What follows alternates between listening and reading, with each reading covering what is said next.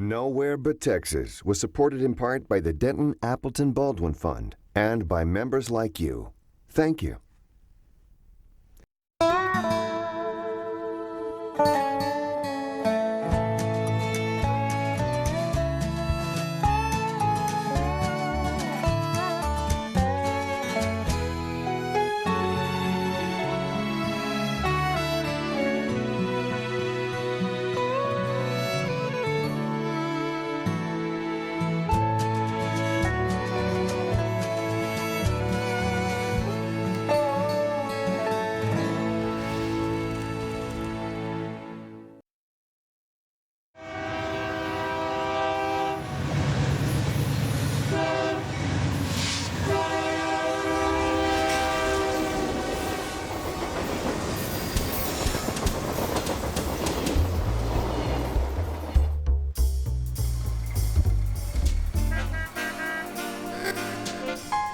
Here's a town that has become world famous because of its unusual occupation.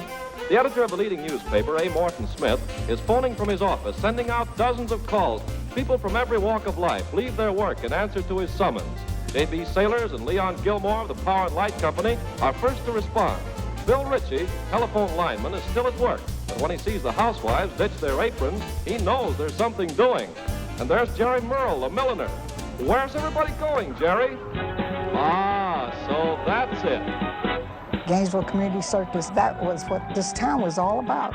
There were doctors and lawyers and housewives and merchants that were all part of the show. It was really a big family. The whole town was just one big family.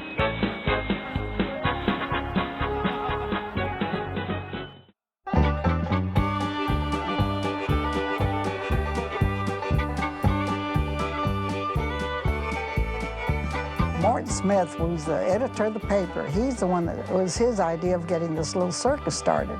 And they needed a money maker. And A. Morton Smith came up with the idea of let's put on some circus acts.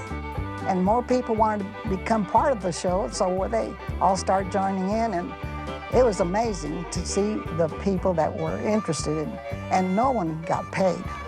We had over 100 performers at one time in the circus.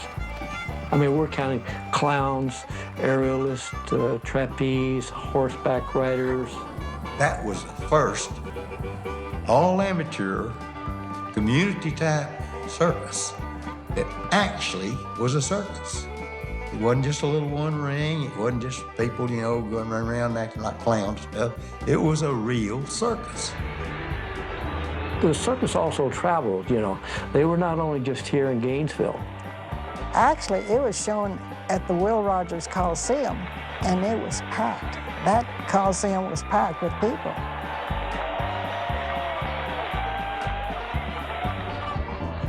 In April, when we had our opening big top performance, everything closed. The business is closed for the day. Everyone that wanted to participate in the circus in the city of Gainesville, they were never turned away. If you couldn't do anything in the circus, they would put you in a clown suit and a pair of shoes.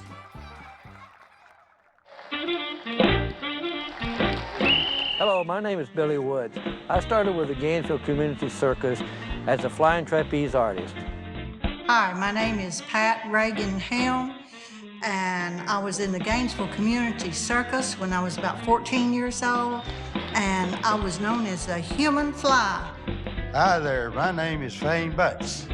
I walk the high wire. My name is really Mary Louise, but when I was in the circus, I was so thin and little, the clowns nicknamed me Bitsy. My name is Evelyn Walker. I was an aerialist, and I was in the circus almost 25 years. There's a circus today in Gainesville that started 25 years ago, and our live cameras are there at this moment. They do what they want in Texas, In Gainesville, they wanted a circus composed of its citizens. It's a homemade three-ring town. There's a circus family, Mr. and Mrs. Dalton Walker of Gainesville, Texas, and their daughter, Susan. Dalton, is the whole family in on the act? Almost, but I'm sorry I don't have time to talk to you right now, Dave. I'm only a minute. Oh. I've got to go too, Dave. Evelyn and I do a trapeze act where she flies through the air, and I should be there to catch her. He was stationed in the service, and that's how we met. And then after he was discharged from the Air Force, we married. He became an active member of the circus. He loved it so well, I didn't have to give it up. The Daring Flying Walkers. We had a husband and wife act together. Your husband's real great, too. You seem pretty secure with him. I mean, he'll catch you every time. Oh, yes, but I don't dare go up on one of those days when he's mad at me. A lot of our practice sessions were done in our backyard. All in all, it was a very exciting, wonderful time of my life.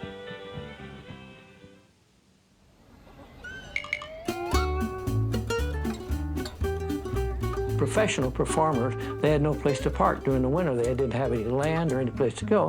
So Gainesville, they invited them in to stay at the barn that Gainesville Community Circus had.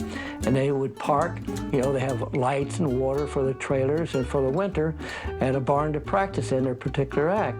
A. Martin had a way of getting in contact with these people to come into Gainesville to make their winter orders here and train the people. I worked back east for several years with the Six Girl Act, and we worked parks and fairs in the summertime, springtime. In the wintertime, we worked nightclubs and theaters.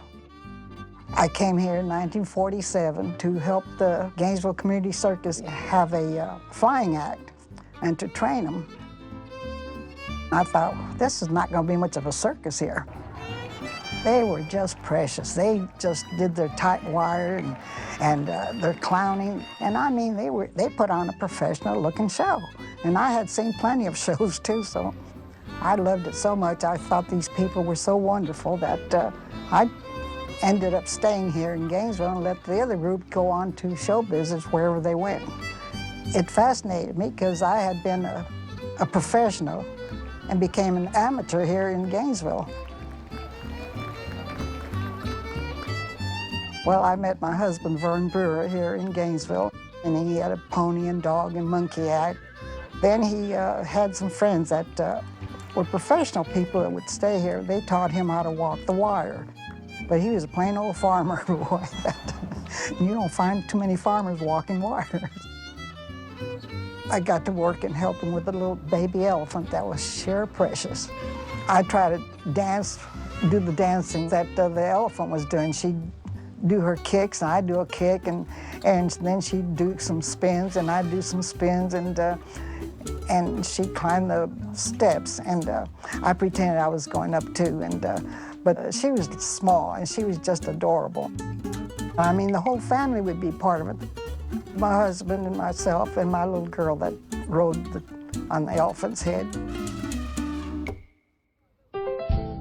Betty Brewer is the one that trained us when she was here in her off-season and taught us to do the ladder. But I did a twin ladder. There were two of us on a ladder, so we had to be synchronized. And then the ladder girls were all the way around the entire circus. And that was very colorful, very showy, and probably one of the easiest jobs in the world to do, but it was scary when you were learning it. One time in Sherman, I went flying off this ladder and hit the ring curb on my back. And they took me out into the dressing room, laid me down. I thought my back was broken. They had a guard standing at the doorway. Here comes this fellow that came into the tent there and said, Betty, he said, let's wiggle your toes, you know. And the guard told him, he said, Buddy, he says, let's get out of here. He said, she's been hurt and you have no business touching her. He says, yes, I have. He says, I'm a doctor. But he was dressed as a clown, so no one knew that. I mean, this guard didn't know that it was Dr. Yarber. But he was trying to see if my back was broken, but which it wasn't.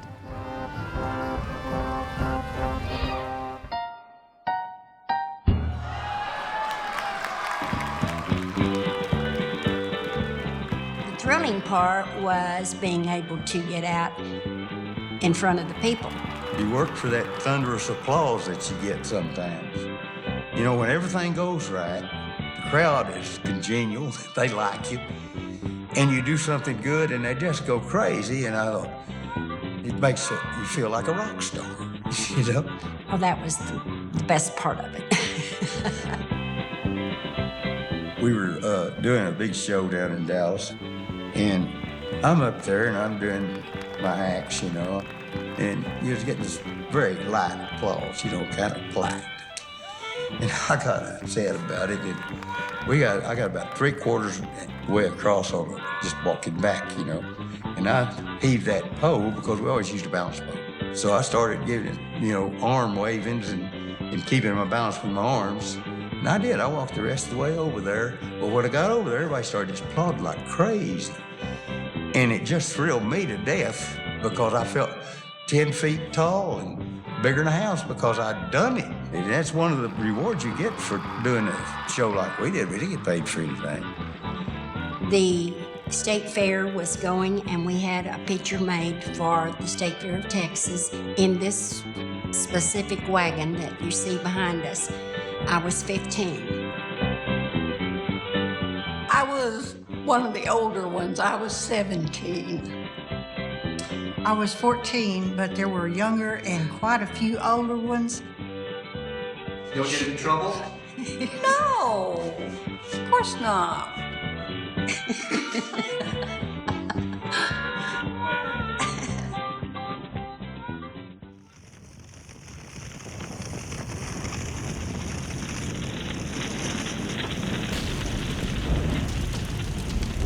Winter of 1954, they had a fire, and they lost all their equipment and the practice barn. A lady who was a professional was wintering here, Dolly Jacob, but she was well known in show business. She had an elephant act, and she had them in the barn. And well, they, you know, elephants go to swing, and evidently one of them knocked over the wood stove, and that's what started the fire. They got the elephants out all right, but it burned up all our equipment. At that time and point, they thought, well, you know, the circus was going to fold, and no one wanted to fold. So then we struggled to reestablish ourselves the following year. Well, we never got a tent again. So we just repaired all the rigging we could. Some of the people tried to keep the circus going for a couple more years, and which they did. They did a pretty good job, too. But they didn't have all the equipment that we had had before, so it just kind of faded away. It was just not the same anymore after the fire. It's like losing a family member or something. You know, after a while it gets easier, but you never get to where you actually don't miss it. It was certainly a unique, unusual thing for a town. And for a town this size to have accomplished that was really miraculous. It was a community affair, and that's what was really special, to see how everyone worked together. It was just something that they were having fun doing, and that was really the best part of my life. And if you love it, they call it sawdust in your blood. And no matter how hard you try to get away from it, there is just something that always draws you back to it.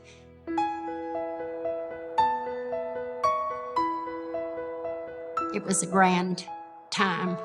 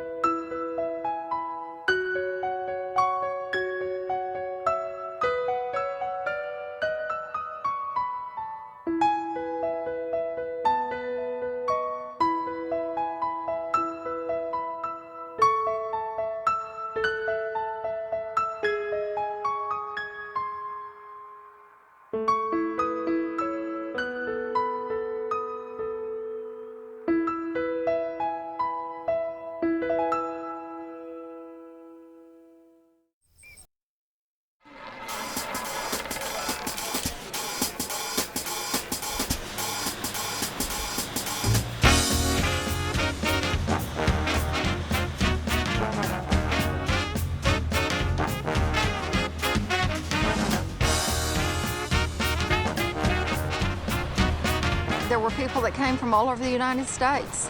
Howard Hughes, Lana Turner. It was on the circuit of places for celebrities to visit and see who's here and be seen. And you had to be an invited guest. This was the place to gamble. 50 to 100 people would be here. You'd have $500 come through that front gate.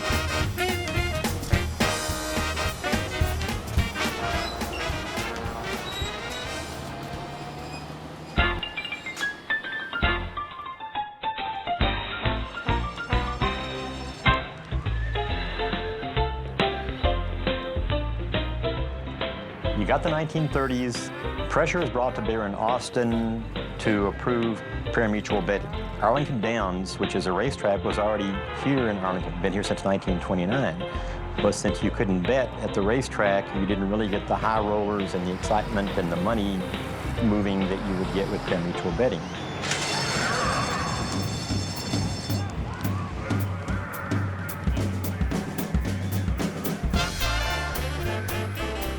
Arlington Downs was one of the best tracks in the United States at that time. The grandstand was palatial. It would seat thousands and thousands of people. The parking area was large enough that thousands of cars could be parked there. There were people that came from all over the United States. They flew in, they came by car. The focus is put here because it's the only legitimate racetrack gambling in, if not in Texas, certainly in North Texas, which means high rollers, which means big bucks.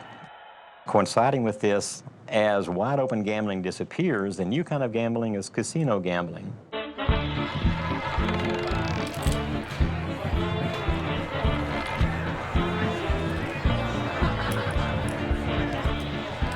Casino is a nice way of saying behind closed doors. You got somebody on the watch at the door, you know, the old knock on the door, certain knocks, Charlie sent me, that kind of stuff.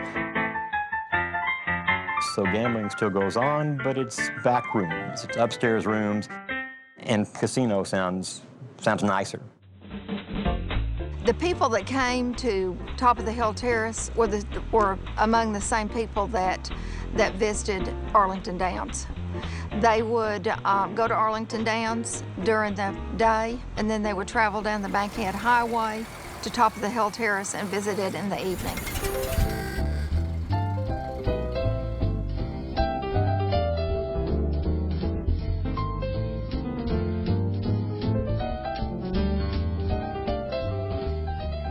The main room was for card players, bridge players, and then roulette and dice and blackjack. On the weekends, there were no hours. It was open around the clock. They just rotated the dealers and kept everybody working. No, you could come through there any time of the day you want them. Plenty of people know where it was, but you'd have to have so much money to get in there. You couldn't get in there with $20. You had to have $500 to come through that front gate. Yeah, them people had money.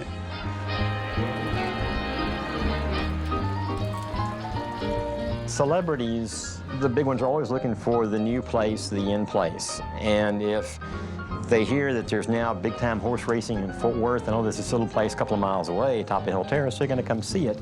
It's where the beautiful people are going. The casino took in about $200,000 on a weekend easily. Then I heard later on it would go up to $250,000 to $500,000.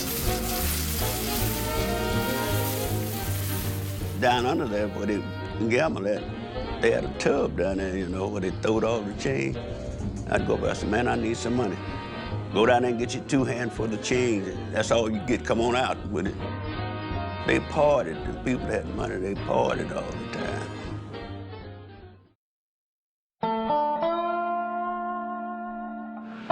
Warrant is now being written for you to raid the top of the Hill Terrace. I said, the top of the Hill Terrace, that's on this side of Austin. It is a high society gambling place. That's the crowd you need to get after. J. Frank Norris was the cutting edge of the fundamentalist Protestant movement in the United States, 1920s and 30s. He brought a great deal of attention to Fort Worth, some good, some bad. Everything he said, everything he did was attention-grabbing. J. Frank Norris never met a headline he didn't like. He was a master of the soundbite, and he was always in the news. So he used the bully pulpit of First Baptist Church to, you pick which one's a priority, make a name for himself, and to fight the good cause. We are sending a man out with a special warrant. The grand jury has asked you to raid the top of the Hill Terrace. Dr. Norris got some constable, and they came out here in 1933, and he conducted his own raid here. And he had his son bust through the front gates with his car to gain entrance here. That particular night, I went to bed, and I slept until about 9 o'clock that next morning, and I couldn't hear anybody in the dining area or kitchen, which was unusual. And I went out and looked around, and I started down the stairs into the basement where the gambling was, and a sheriff or deputy met me. He was coming up the stairs, and he said, "Who are you?" And I answered, and he says, "I think you better go back to bed." So I went back to the bedroom, and that was the end of it. But later I found out that it had been a raid. Went in there and took all the tables, all the gambling paraphernalia, and loaded on those 2 trucks, and brought it in to the grand jury, and brought in the carloads of the men and women who were out there gambling.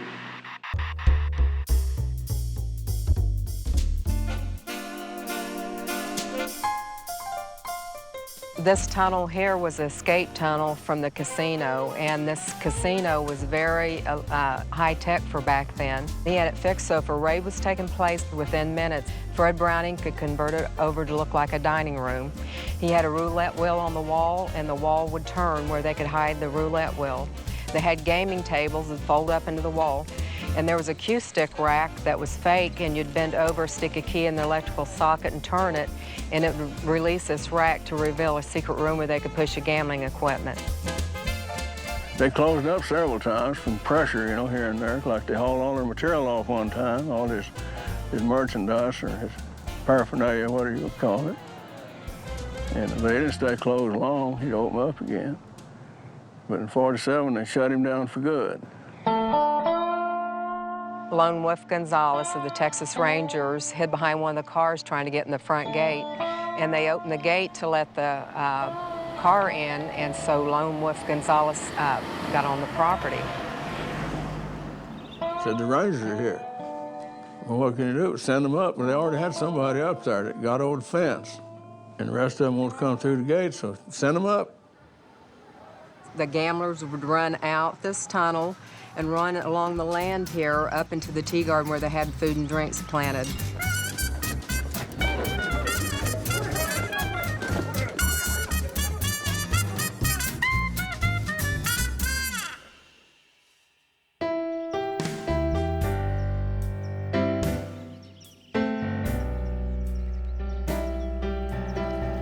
Fred Browning was up and running again, but people just didn't come back. They were afraid to.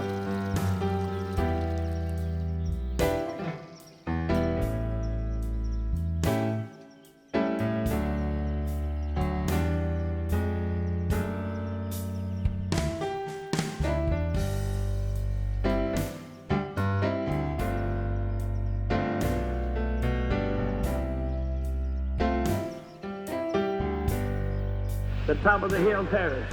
Went in there and took all the tables, all the gambling paraphernalia, and loaded on those 2 trucks, and brought it in to the grand jury. It broke up that place.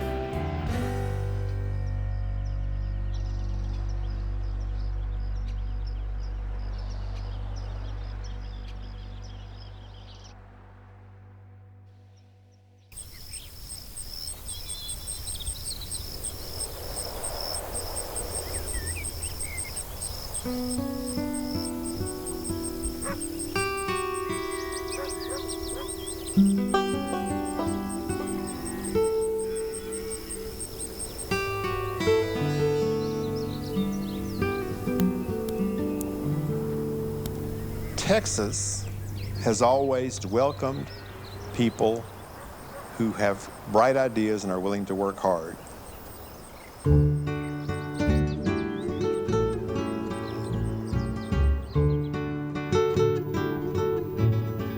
She took something that she knew how to do and made it into something that she could earn money with. She was so proud of being here in the United States, very proud.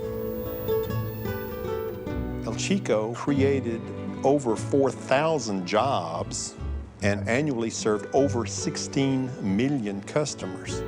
She was definitely a pioneer. She started the whole thing.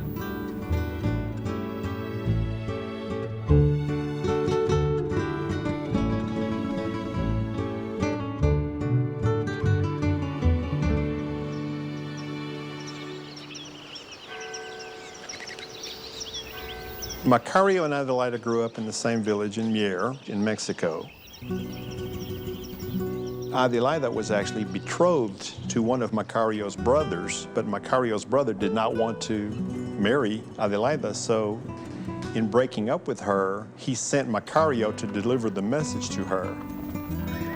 And in the process, Macario and Adela decided that they wanted to become engaged to be married, but they didn't want to have a family feud. They had planned to elope, and they come to the United States. He said, no, I'm not going. And she said, you're not going? Well, I'm going.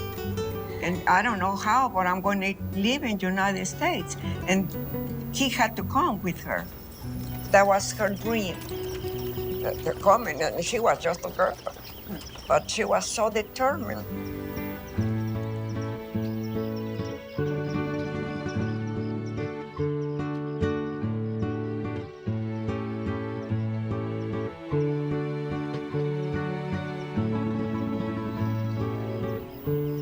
When Macario and Adela settled in Kaufman in 1913, they were sharecroppers, and Macario was a ranch foreman. They wanted their children to be born in Texas, and that was apparently became a great source of pride to them. But all 12 of Macario and Adela's children were born and bred in Texas.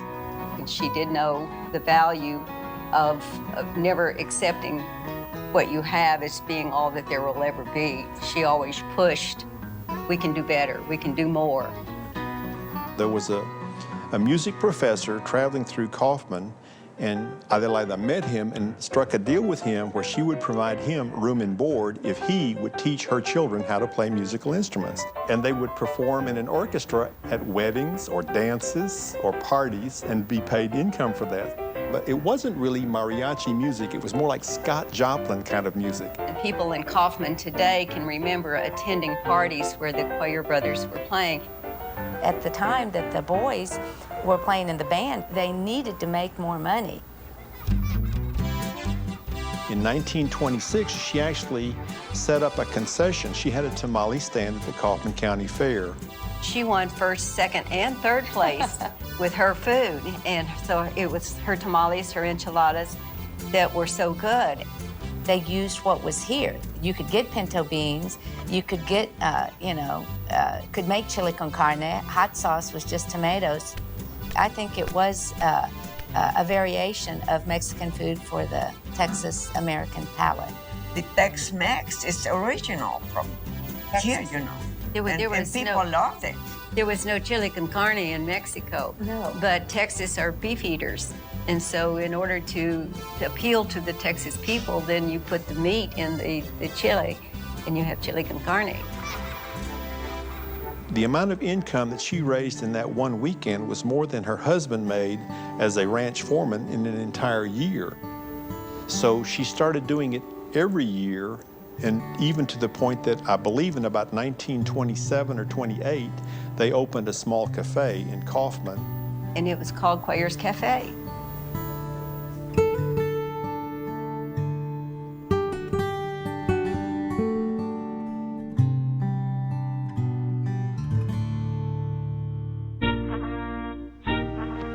Should boys follow in their mama's footsteps? Absolutely. If she's Mama Adelaida Queer of El Chico. They were known as the Mama's Boys. And, you know, being a mama's boy, it can have negative connotation, but they wore that title very proudly. And it sounded so hokey, and yet, when you saw the commercials and the expressions on their faces and how it really did capture their respect for their mother and how they translated that into their business, it worked. Their mom was such a strong influence in their lives, and I think they all felt like she was the key to their success, and she was. She got them away from the farming business into the food business. Adelaida was the ultimate taste tester for the restaurants as the brothers started El Chico and they started opening more restaurants because ultimately they were her recipes, and she would let them know, oh, the rice is perfect, or the beans need salt, or the chili con carne needs a little more cumin. There were disagreements from time to time about the menu. And I can remember as a child when we would have lunch, there was discussion about turkey mole on the menu, but the children at the table didn't care for it. It never made it to the menu. The children were never asked, but the decision was made by what food was left on the plate at the end of the meal. Adelaida was a very small woman. It was just like a doll. I feel like picking her up. I'm not very big, but anyway, she was so tiny, and her personality was very sweet. She got her way all the time, but she got her way in a very gentle manner. My granddaddy, Macario, would not allow anybody to smoke around him or in the restaurant or at home, but grandmother smoked. And he always would allow her to smoke at the house. And she smoked till she was 97 years old. And she would not just smoke a cigarette. She had a hairpin, and she would put the hairpin on the cigarette so she could smoke it all the way down. And that was just fascinating to watch.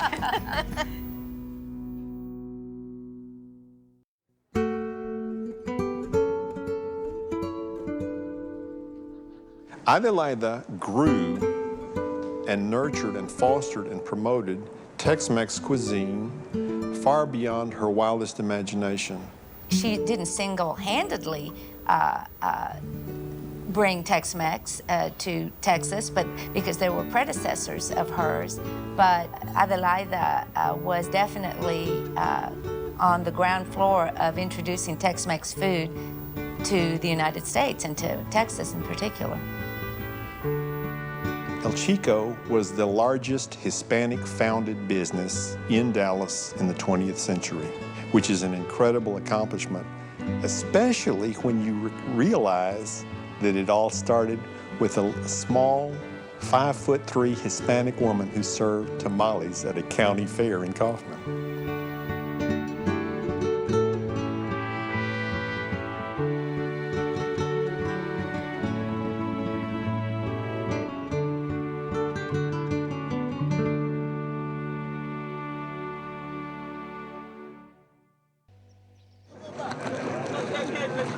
How long have you been riding horses? I've been riding horses for, shoot, probably all my life.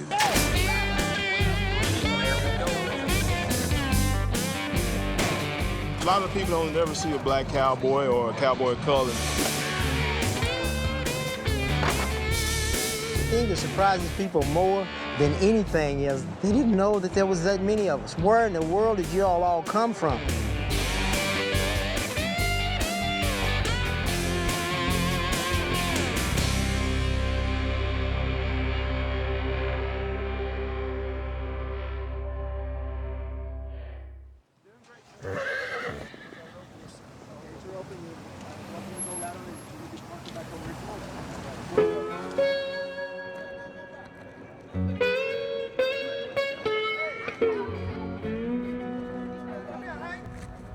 So most of my friends that's not cowboys can't believe that I'm a cowboy. But to the ones that already know, it's already understood. I got my first horse when I was 7 years old. a little coat named Rabbit. It was gray and black. My grandfather, he decided for me to go ahead and see if I can become, work the horses and decide riding them and training them. That's how he influenced me a lot to do it. He was a cowboy back in the day.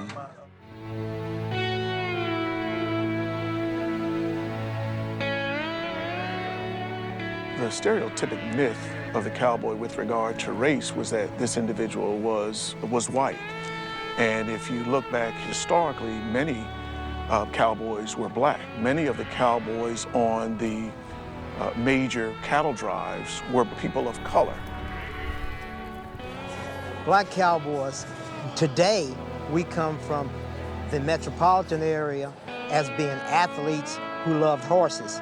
Years ago, we came from the ranch, from the working part of the ranch.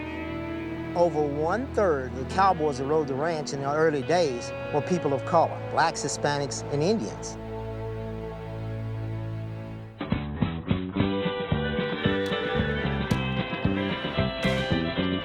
And it was just a bunch of cowboys who worked on the ranch every day that needed something to do on the weekend, and they wanted to display their skills. Cowboys who said, you know, I got a guy that works on my ranch that can outrope anybody. Guy said, hold it, wait a minute. I've got a guy on my ranch that I think can outrope anybody. So they came together on the weekend or in town or wherever and started having a rodeo.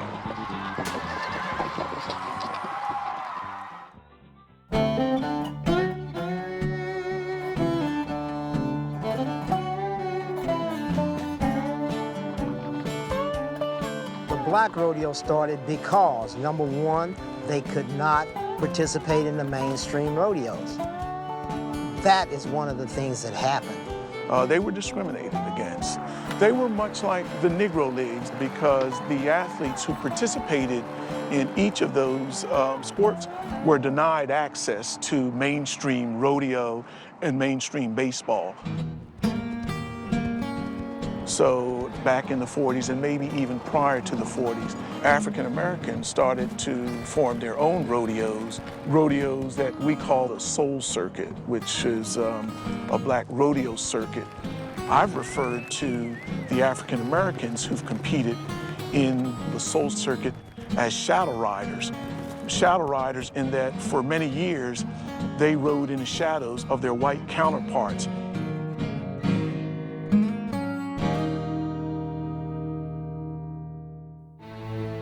When we talk about black cowboys or cowboys of color, everyone initially goes to Bill Pickett. Bill Pickett was the individual who basically invented what we call bulldogging or steer wrestling.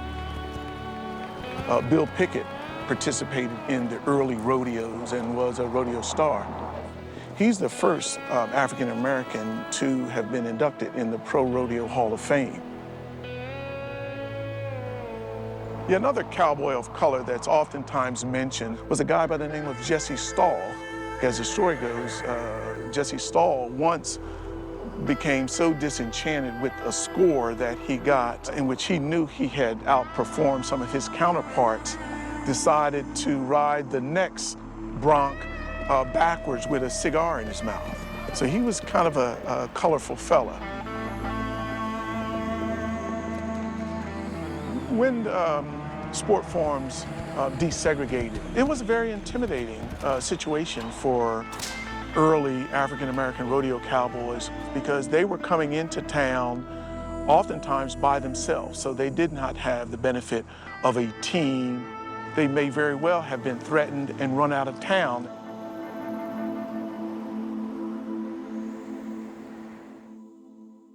I've never woke up a day that I can remember when I didn't want to be a cowboy.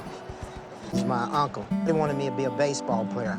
He says, why would you want to be a cowboy when you got two strikes against you? Number one, you're African American. Number two, there's just not any black cowboys out there. And you know, to some people, that would have set them back, but to me, that was a driving force.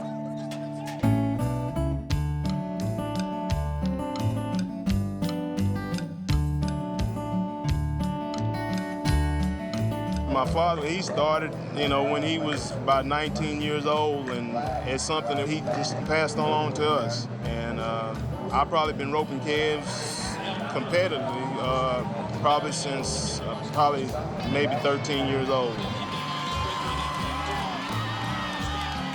It's like football in our house. Everybody ropes, so we grew up doing it. If my grandpa wasn't doing this stuff, I would just be sitting up in the stands and saying to myself that I wish I was them. The soul circuit is still in existence today. The athletes that participate are not the high-profile rodeo cowboys, but this is a viable rodeo circuit. This is a farm system for African Americans, Hispanic Americans, Native Americans to hone their skills to go to the next level. That's what Cowboys of Color is. What this circuit brings to mind is the legacy of the African American rodeo cowboy. There is no Negro League in baseball anymore, but we would be losing part of our past if we omitted the fact that there was a Negro League. These are individuals who paved the way for some of the up-and-coming African-American athletes. Where you had a Willie Thomas or a Bill Pickett, you now have Fred Whitfield, who's a celebrated African-American calf roper. It's a lot of people going to be here tonight didn't even know there was a black cowboy, didn't know that we were as good as we are.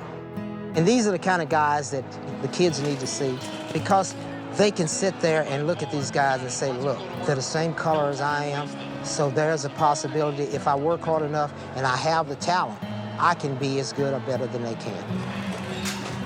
And for African-American cowboys, it's a dream.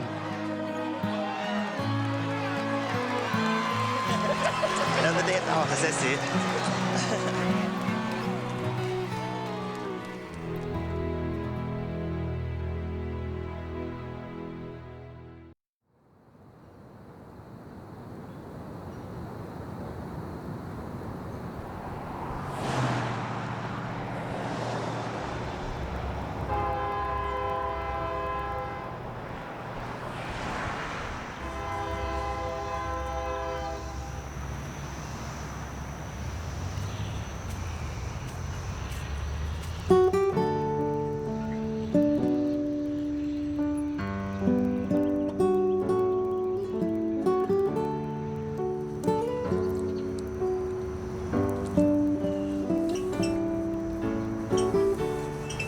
The British government many years ago made a decision that they would bury their dead, war dead, where they fall. We have 20 boys buried here. Some I knew, some I did not know, and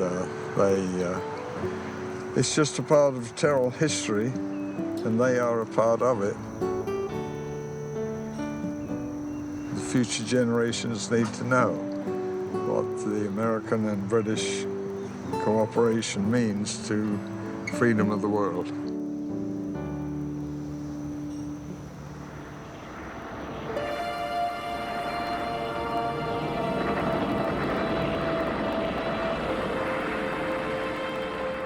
We shall defend our island, whatever the cost. We shall never surrender. Never in the field of human conflict was so much owed by so many to so few.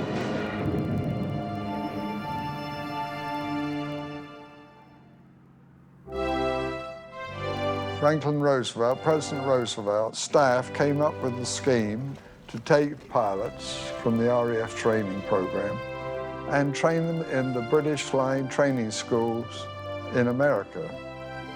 They all had to come to Canada, discharge from the Royal Air Force to civilian status, and then the United States government issued them a 6 months visitor's visa, and they came down here in civilian clothes to protect America's neutrality. After all, they were just civilians going through school down here.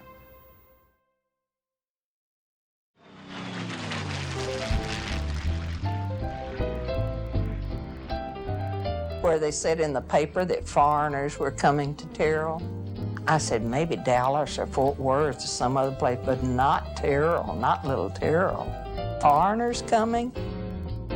They didn't have uniforms on when they started. They had just had on their tweed jackets and their heavy wool pants and were coming into Terrell in the heat, walking up. They were different. They were very different.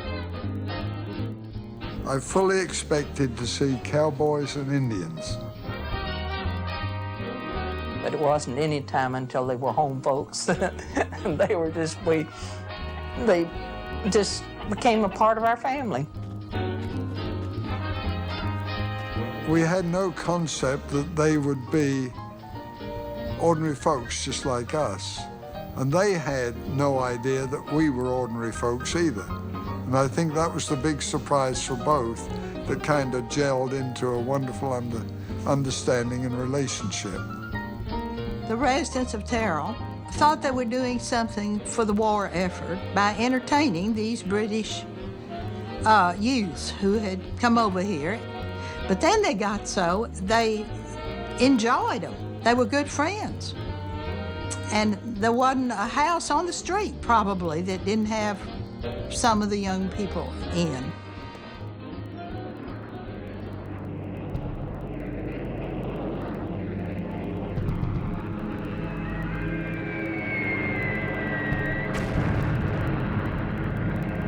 After Pearl Harbor, America was at war on our side. Therefore, uniforms were put back on, uniforms were allowed to be worn, military application was allowed, although we still didn't do air-to-air gunnery or air-to-ground bombing or anything like that. It was all assimilated. But our blue uniforms began to be known, and people, if we were hitchhiking to Dallas, they'd pick us up and carry us wherever we wanted to go.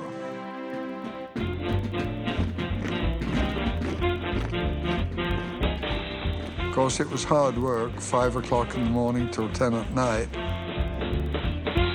The people really gave us a wonderful time that we were here.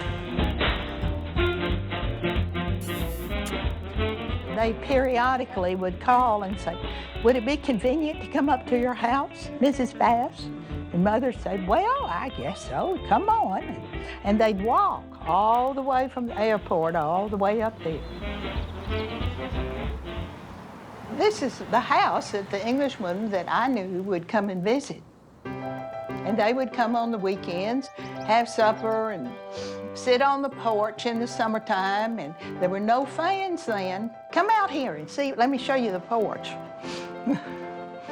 This is really sort of interesting because all sorts of things happened on the porch in those days with girls and young gentlemen. But it was sort of upsetting to be out here with your gentleman caller and your grandmother and your grandfather were listening to the ball games in the bedroom right there. So it was an interesting thing. And the Englishmen were very pleased to have, they didn't know much about porches, but they learned a lot.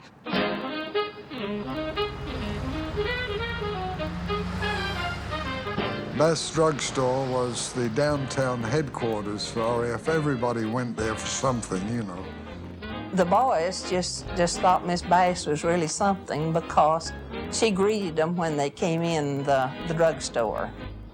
When some of the boys come for the first time and they didn't realize our remark of y'all come back, they would turn around and come back to see what you wanted when you'd say that. And Mother said, oh no, that's just a colloquialism that we have, and that means come back to the drugstore, or come back to our house, not now, but in the future. The boys married people from Dallas, Fort Worth, Sherman, Tyler, just wherever they met them, you know. When people say, well, how did you come to America? What made you come? And I tell them the story about the school. And I said, in fact, I'm a GI bride in reverse. Yeah, I married an American girl and came back to America, just like the girls married the Americans and then they came back to America. So I expressed that we are GI brides in reverse. One fellow told me, he said, no, you should say your GI husbands, it would sound better.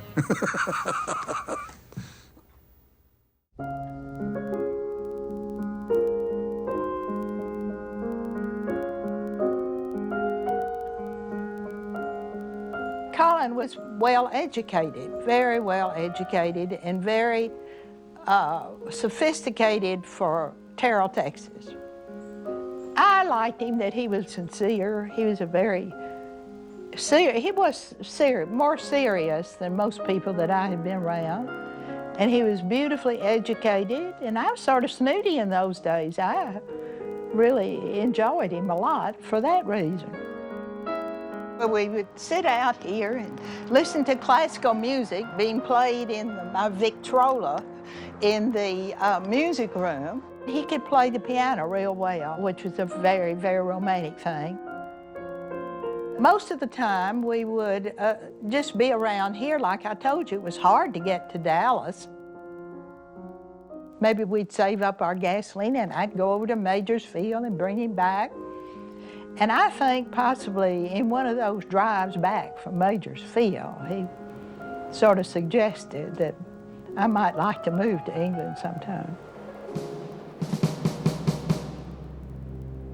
He was back in England, see, and they were getting ready for the Normandy invasion.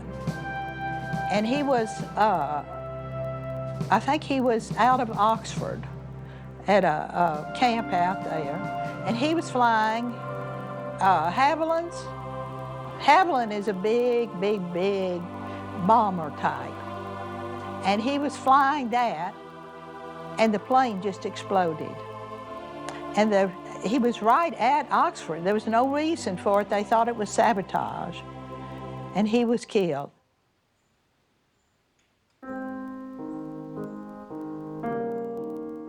Daddy came and told me that they had just gotten a telegram. We didn't have telephone calls, we got telegrams.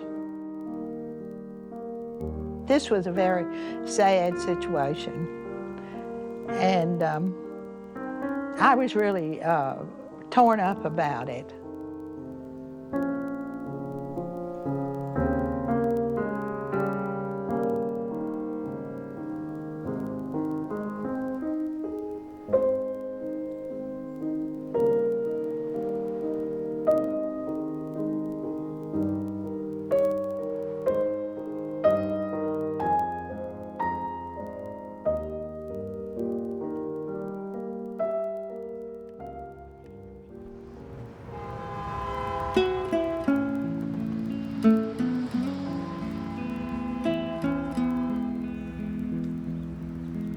The hardest time that I can remember is going to the train station and having to tell them goodbye, not knowing if you'd ever see them again. That was really hard.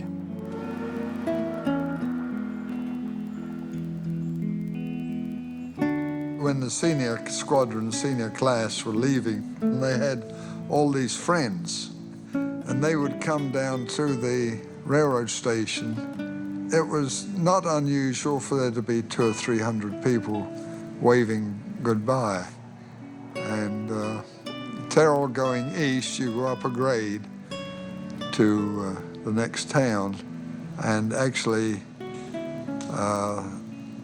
Auld Lang Syne was sung as they left. That became a tradition and gradually faded out as they went up the grade.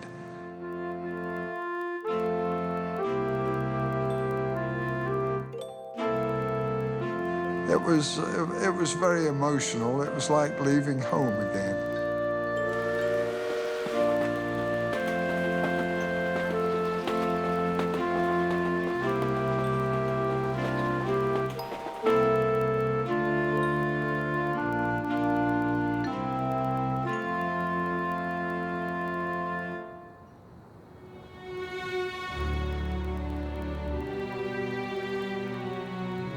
We've got a wonderful memorial.